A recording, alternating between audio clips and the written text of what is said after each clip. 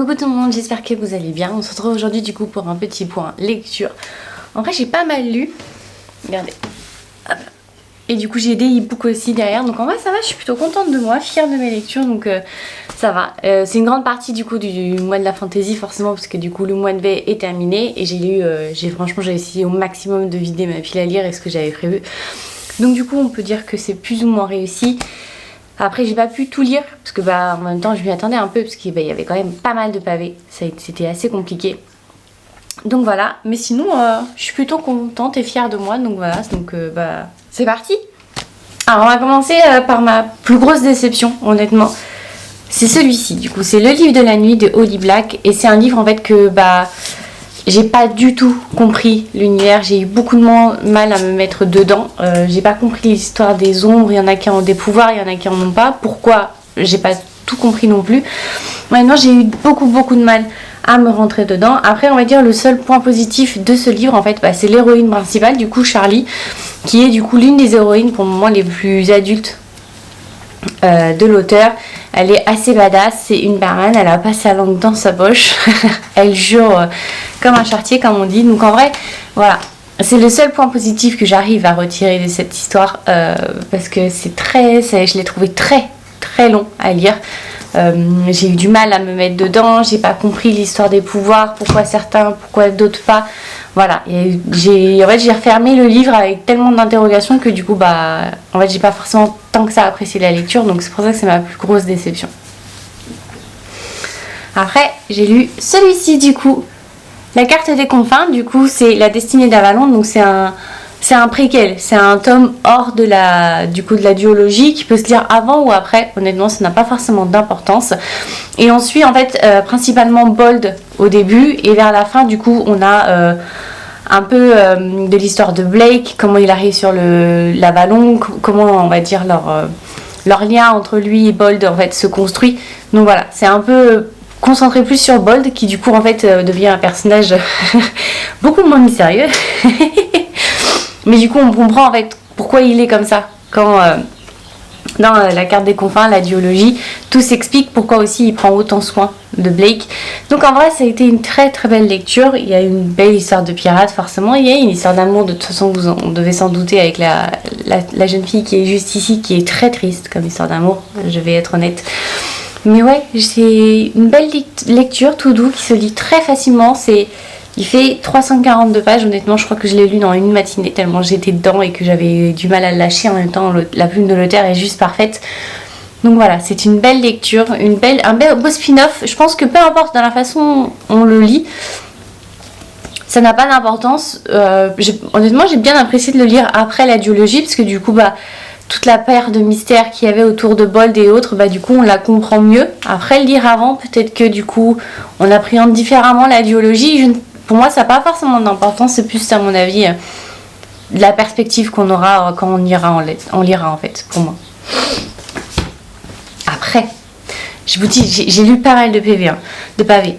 J'ai lu celui-ci du coup, La Couronne d'os, le tome 3, du coup on est sur le sang de la sang et la cendre, et donc là on est en plein dedans, ça commence, ça y est. Donc du coup on a retrouvé Poppy qui est du coup arrivée à Atlantia, la fin du coup du tome 2.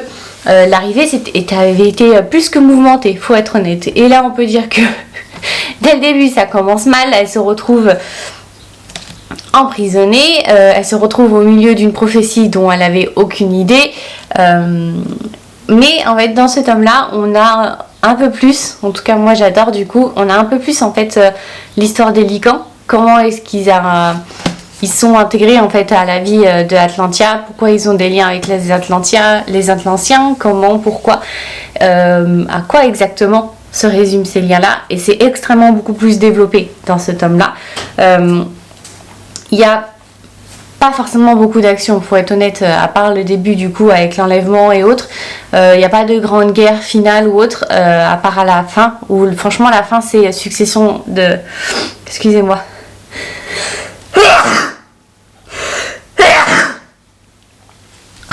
Je déteste l'été. Où c'est succession en fait de révélation sur révélation. Où on apprend aussi qui est Poppy, on en apprend plus aussi sur du coup la mère. Du coup de de Castel, qui elle est réellement, pourquoi. On apprend aussi en quelque sorte le fin fond et d'où a commencé en fait la guerre et comment sont aussi oh là là, excusez-moi, arrivés, on va dire, comment sont arrivés du coup les vampires sur ce morceau de terre là. On en apprend un peu plus aussi sur leurs dieux, leurs croyances. Donc en vrai c'est extrêmement riche comme bouquin. C'est un peu un entre-deux, hein, faut être honnête, puisque du coup il met en place et il met les fondations du coup de la guerre qui va arriver. Poppy va devoir elle aussi apprendre à se faire confiance, à du coup se rendre compte de qui elle est réellement et devoir accepter cette identité là. La seule chose que j'ai trouvé un tout petit peu lourde dans ce roman là, c'est les scènes un peu spicy qui pour moi n'avaient pas forcément, on va dire, d'intérêt. Certaines fois elles sont arrivées comme ça d'un coup, j'ai pas compris le pourquoi du comment, mais après on va dire que ça faisait partie de leur relation dès le début, donc voilà. Je vous montre juste parce que du coup j'ai pris la version reliée parce que je continue du coup ma collection et je vous le montre. Du coup il est extrêmement beau, que ce soit la jaquette ou comme ça, en vrai il est super beau. Ils font toujours de très très beau travail, donc voilà. Non, en vrai ça a été une très très belle lecture. Après celui-ci, La joueuse de sitar, il est sublime et il est tout aussi bien, honnêtement. Il est superbe. Du coup en fait on suit oh là là, je suis désolée, je vais pas y arriver, je le sens. On suit Zéphyr qui est en quelque sorte une stratège. Donc c'était une jeune fille qui est capable en fait de faire un plan un plan A, B, C jusqu'au Z s'il faut, et A1, A2, enfin autant qu'il faudra en fait pour pouvoir protéger sa seigneuresse, qui en fait est l'héritière légitime du trône. Et en fait, donc du coup, Zéphyr veut l'aider à reprendre en fait sa place tout simplement. Sauf qu'à un moment donné ou à un autre, les choses ne se passent pas forcément très bien. Et Zéphyr, passe le trépas, comme on dit. Et là, surprise, boum, balaboum, on apprend qui elle est réellement. Elle n'est pas forcément ce qu'elle pensait être. Elle va se rendre compte que du coup, sa destinée n'était pas, on va dire, libre comme elle l'espérait. Elle était toute tracée et donc du coup elle va se poser des questions, mais surtout en fait elle n'accepte pas forcément d'être partie. Elle veut retourner auprès de sa seigneuresse, chose qu'elle va faire, sauf qu'elle va pas retrouver son corps à elle. Du coup elle va se retrouver dans le corps d'un de ses de ses seuls amis qu'elle avait au début. Elle va se retrouver auprès de sa seigneuresse, sauf qu'elle n'est plus du coup stratège, du moins elle n'a pas le titre, mais elle va continuer à l'être et elle va tout faire. Mais quand je dis tout, c'est vraiment tout pour aider sa seigneuresse à rester en vie et à récupérer son trône. Honnêtement, il est sublime. Franchement, on a quelqu'un, en fait, on est purement et simplement dans la tête de quelqu'un qui va tout chercher à tout savoir, comprendre, à tout prévoir. Et c'est impressionnant. Je vais être vulgaire, je suis désolée, c'est un bazar sans nom. Et j'ai l'impression des fois que c'est comme si j'étais dans ma tête quand j'essaie de prévoir, d'essayer de contrôler, de dire bon si je fais ça, ça va faire ça, mais attention, si c'est pas ça, il peut arriver ça. Et c'est pareil. Honnêtement, c'est un bazar sans nom dans ma tête, c'était un bazar sans nom dans le livre, mais c'est tellement bien écrit et tellement bien expliqué et appréciable en fait de lire que ce n'est absolument pas le bazar et on ne s'y perd absolument pas quand on lit du tout. Et franchement, il est juste sublime. La fin est explosive. J'ai hâte d'avoir le tome 2 entre les mains parce que c'est juste génial. Franchement, c'est une pure tuerie. Là, Lumen, ils nous ont sorti une véritable pépite. Franchement, il est génial. Qu'est-ce qu'il y a, Biol? J'ai mon chat, mes chats en tout cas, qui sont autour de moi. Ils râlent parce qu'ils veulent sortir. Je les ai fait sortir ce matin. Mais là, il commence à faire trop chaud. Donc, je ne peux pas les faire sortir. Et du coup, ils ont l'impression d'être punis. Du coup, ils restent à côté. Ils n'arrêtent pas de miauler.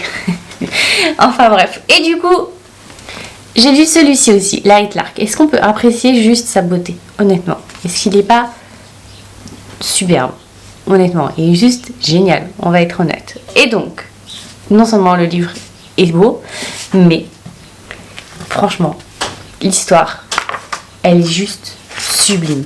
Honnêtement, je ne m'y attendais absolument pas. Franchement, c'était trop bien. En fait, on est dans un univers en fait où il y a plusieurs royaumes et en fait tous les 100 ans, le roi ou la reine de ce royaume-là doit aller sur l'île principale et en fait ils sont en fait dans une quête et il faut qu'il réussisse cette quête pour pouvoir en fait que chaque royaume soit libre et récupère ses pouvoirs en quelque sorte. Il y en a eu plusieurs, ça n'a jamais marché, forcément vous vous en doutez bien, sinon on n'aurait pas l'histoire de celui qui arrive aujourd'hui. Et du coup en fait on va suivre différents, on va dire, rois et reines, et honnêtement c'est assez impressionnant. L'univers est tellement riche qu'on pourrait croire qu'on s'y perd, tellement il peut y avoir d'informations et autres, et de rois, de reines, mais pas du tout, honnêtement, c'est extrêmement clair, précis, et tout est extrêmement bien écrit, que finalement on comprend tout, et on ne s'y perd absolument pas. Et franchement, il est juste génial. Franchement, il est super. On suit principalement Isla, qui est du coup la reine en fait d'un peuple, on va dire sauvage, qui sont réputés en fait pour manger le cœur de la personne qu'ils aiment, et c'est leur malédiction en fait. Et dès qu'ils tombent amoureux, eh ben, ils vont manger le cœur de cette personne-là. Isla a un petit secret, vous vous en doutez bien, sinon ça ne serait pas drôle. Et donc du coup en fait, elle veut absolument sauver son peuple, parce que son peuple malheureusement du coup est en train de mourir, parce que du coup il y a forcément du coup beaucoup moins d'enfants, parce que du coup il faut moins d'amour, et donc en fait c'est extrêmement compliqué d'avoir pour son peuple d'avoir une population, on va dire, grandissante, et aussi des pouvoirs qui sont malheureusement, leur terre est en train de mourir petit à petit. Elle arrive donc au Santal, elle va découvrir du coup d'autres rois et reines. Il y a le grand roi, celui qui régit tout le monde. Elle s'est fixée en fait plus ou moins comme objectif de le séduire, parce que si elle le séduit en fait, et si lui il tombe amoureux d'elle, c'est sa malédiction en quelque sorte, et en fait elle va récupérer ses pouvoirs, du coup elle va devenir reine, et du coup elle espère sauver son peuple. Voilà. Son chemin de pensée il est tout tracé, c'est censé être ça. Sauf que vous en doutez bien, la vie n'est jamais aussi simple. Elle va donc rencontrer forcément, on va dire, le rival de ce grand roi là, qui est le roi des Nocturnes en quelque sorte, et donc ils ont le pouvoir en fait de l'illusion. Et donc du coup elle va plus ou moins se rapprocher de lui, il va l'aider, en fait il va lui envoyer des messages contradictoires et autres, et elle ne comprend pas forcément, donc y a-t-il anguille sous roche. Et elle va aussi on va pas dire se lier d'amitié, parce qu'en fait elle a déjà plus ou moins un plan avec une autre reine, et en fait puisque cette reine là en fait a on va dire une malédiction aussi, puisqu'en fait son peuple ne vit jamais au-delà de 20 ans, de la vingtaine, donc du coup ils sont tous jeunes, forcément jeunes, beaux, vigoureux, mais forcément du coup l'histoire se perd, puisque personne du coup ne peut la transmettre. Donc voilà, ce centenaire là finalement va être, on va dire, plus ou moins le bon, voilà, mais il va y avoir secret sur secret. Isla va aussi devoir apprendre à se faire confiance, à faire confiance aux gens qu'elle peut apprécier, savoir si elle peut aimer ou pas. Donc en vrai c'est parfait. Et la fin, honnêtement, on a eu une très belle révélation que je m'attendais pas. Franchement, c'est sorti de nulle part, et c'était un coup que j'ai pas compris, et je me suis dit mais comment ça se fait que j'ai pas pu le voir plus tôt, vous voyez. Donc en vrai, du coup, il était tellement bien écrit que du coup, on n'a pas pu. Enfin, en tout cas, moi, j'ai pas réussi à l'imaginer au début. Donc en vrai, j'étais extrêmement impressionnée par la qualité de l'écriture. L'univers est super riche, et la fin, j'ai qu'une envie en fait, c'est de savoir la suite, parce que là, ça va être, franchement, ça va être une tuerie, je le sens. Parce que là, il va y avoir, je sais pas si on peut appeler ça un triangle amoureux, puisque du coup, elle a fait un choix, mais du coup, en fait, c'est un choix qu'elle n'a pas forcément fait, parce qu'on l'a obligée à se faire ce choix-là. Donc en vrai, ça va être trop bien, je le sens, ça va être super. Et après, j'ai des Kindle. Alors, j'ai lu pour le mois de la fantaisie, hein. On va rester du coup sur ce mois-là.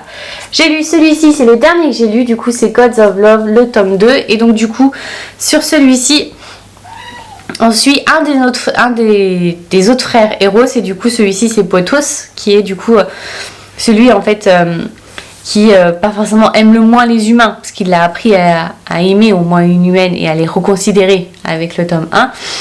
Mais en fait il n'a qu'une seule chose en tête, en fait c'est un désir de liberté, il ne veut plus faire partie des héros. Il demande à sa mère n'est pas d'accord, forcément elle estime qu'il n'est pas prêt pour ça. Il va donc essayer de trouver une autre solution. La solution qu'on lui trouve est d'une extrêmement compliquée, de deux douloureuse pour lui, et en fait va être contraire en fait à ses principes, sauf qu'il va se retrouver à être obligé de faire ce choix là, et en fait il va devoir briser le cœur d'un humain. Il n'est pas pour, jusqu'à ce que du coup en fait quand il retombe sur terre, il retrouve une humaine qu'il avait vue lors de sa précédente mission, il s'est dit pourquoi pas, après tout ça serait simple et autre, sauf que bah forcément rien n'est simple en amour, le cœur s'en mêle, la raison aussi, et donc du coup on est en fait sur un... Tout au long en fait de l'histoire, on navigue entre les deux, entre Podos et Dahlia, du coup la jeune fille à qui il se disait que c'était simple de briser le cœur. Et on va naviguer entre les deux, et honnêtement j'ai eu peur tout au long du roman de la décision, en fait au moment où il allait décider de lui briser le cœur, parce que voilà, c'était... Pour le coup ça m'aurait brisé le cœur aussi, parce qu'on voyait extrêmement, et on le voyait très bien qu'il n'avait absolument pas envie de le faire. Et donc ouais, j'ai eu peur tout au long du roman qui choisissent en fait de le faire, parce que du coup pour le coup ça aurait été un crève-cœur, et la fin est impressionnante. Je suis déçue, la seule chose qui me déçoit c'est que du coup en fait la série s'arrête là, l'auteur l'a annoncé, il n'y aura pas de suite, et je suis un peu déçue parce que du coup j'aurais aimé voir un peu les autres frères pour le coup, et en fait aussi comprendre les motivations du coup de la personne qu'on retrouve dans cet homme là qui a obligé les deux frères en fait à faire un choix. Donc en vrai ouais, je suis un peu déçue juste pour ça, mais de ce que j'ai compris, l'auteur n'y est pas pour grand chose. Donc on verra bien. Et après j'ai lu le préquel du coup du Secret du Faucon, qui est juste trop bien. J'ai adoré. C'est une histoire, elle fait 20 pages, c'était pour le menu 1 je crois, où il fallait lire une nouvelle ou une très court livre, donc c'était parfait. Excusez-moi. J'en peux plus de ce pollen. Et donc du coup en fait c'est juste un mini préquel, et donc du coup dans ce mini préquel on voit on voit juste en fait où quelqu'un en fait cherche à s'emparer du trésor en fait des Montfaucons. On sait pas ni pourquoi ni comment, mais en tout cas ça annonce plus ou moins la quête qu'il va y avoir, et donc du coup de ce qui peut se passer plus tard. Donc en vrai c'est intéressant. Donc voilà, c'était juste parce que j'avais besoin d'un livre très court et que bah, j'attendais une occasion de le lire, et donc du coup ça a été l'occasion parfaite.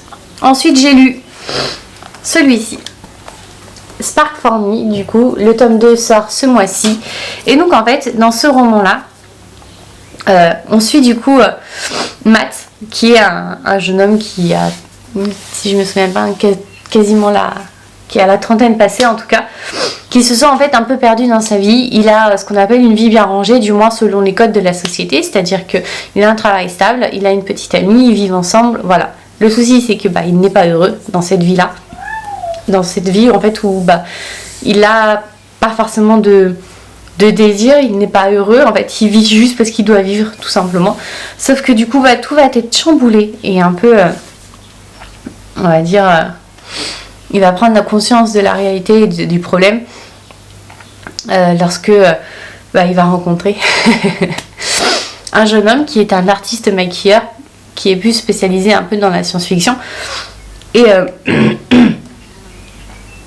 en fait Lade il s'appelle, et Lade en fait va l'aider plus ou moins en fait à pas accepter qui il est, mais à accepter ses envies là. Même si on va dire, faut être honnête, leurs rencontres et leurs premiers contacts sont plus ou moins explosifs et un peu on va dire ardus. Mais ils vont en fait plus ou moins, à force de se côtoyer, Matt va du coup devoir apprendre lui à se faire confiance, à apprendre que bah, du coup tout ce qu'il pouvait croire jusque là est faux, et Lade en fait lui va au fur et à mesure lui apprendre à faire confiance et à aimer tout simplement. Donc en fait c'est une histoire où on voit deux personnages qui, certes on les voit et on sent qu'il y a une étincelle entre eux, mais en fait c'est une histoire où ils apprennent eux-mêmes d'abord à essayer de comprendre et de s'aimer avant de ce qu'il se passe quoi que ce soit. La fin se termine au moment où il peut se passer quoi que ce soit, sauf que bah, du coup ça sera dans le tome 2, et j'ai trop hâte de lire, et honnêtement il est juste sublime.